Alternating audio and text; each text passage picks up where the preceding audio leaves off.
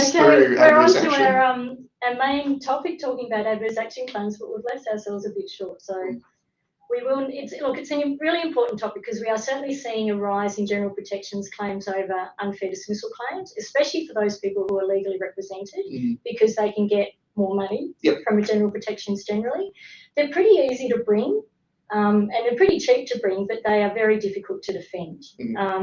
So, look, I'll put in really simple terms. The element of a general protections claim which the employee must demonstrate is that they exercised a workplace right, which could be they exercised their right to take personal leave, or they made a complaint in relation to their employment.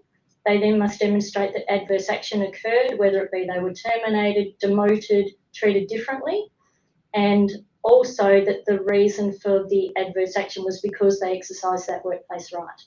But then there's a presumption that the adverse action did occur, and then the employer has the onus to prove that it didn't, or it didn't occur for the reasons that the employee claimed. So for a termination, what we always want to demonstrate is the termination occurred because of the employee's misconduct and for no other reason. But we'll talk about how we can sort of protect you against that. But this latest case, that we're not really going to talk about the case, but it's a very detailed case, but it sets out really clearly what the High Court position is and the position that the court should be taking in relation to these general protections claims. Yeah, that's right, Kim. Look, the facts sort of a bit pedestrian. They're sort of every general protections claim you ever see. Disgruntled employee caught up in an element of misconduct, makes complaints or inquiries about that, the allegations that sit around that. Court here found 7 valid exercises of a complaint or inquiry about the employment.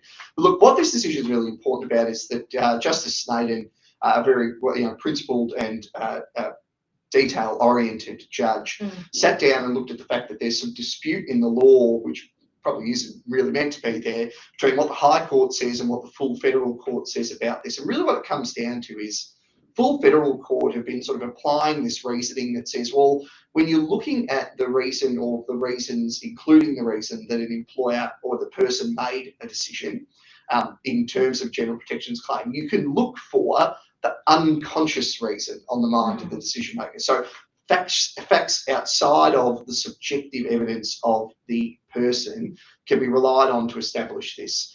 That's inconsistent with the High Court's approach, which is established in the Barclay decision. And that's what Justice Snowden's point is really in this one, is look, actually what it is still all about is what is the evidence on what was on the mind of the decision maker at the time they made the decision. It's not the court's role in this claim to look at the validity of that in the sense of, was it procedurally fair? Was that actually truthful? It's not really about that. It's what did that person who made the decision believe was the reason they were giving for the termination of the employment. And if the employer can lead that evidence and support it objectively by third party or extraneous evidence as well, that's all you need to do here. Yeah. So with a general protections claim, and we see it time and time again, I think you know when you can pick the employee who's going to be litigious and bring a claim. So you always need to be prepared eventually, whatever happens, that a claim might be brought. And so you want to set up your processes all the way through. Don't wait until the claim's been brought.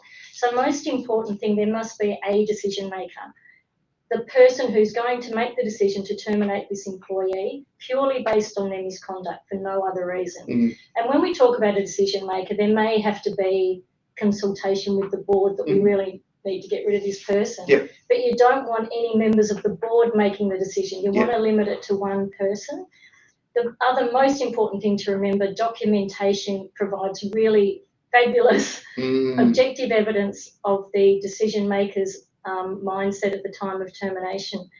So we want to craft documentation to set up that process. So please, no silly text messages between people and emails. And we always want the misconduct of the employee to be the focus in the mind of the decision maker at the time they made the decision that the person will be terminated. Yeah, exactly right, Kim. Quarantine that decision maker. That's the rule here, I think. That's the big takeaway.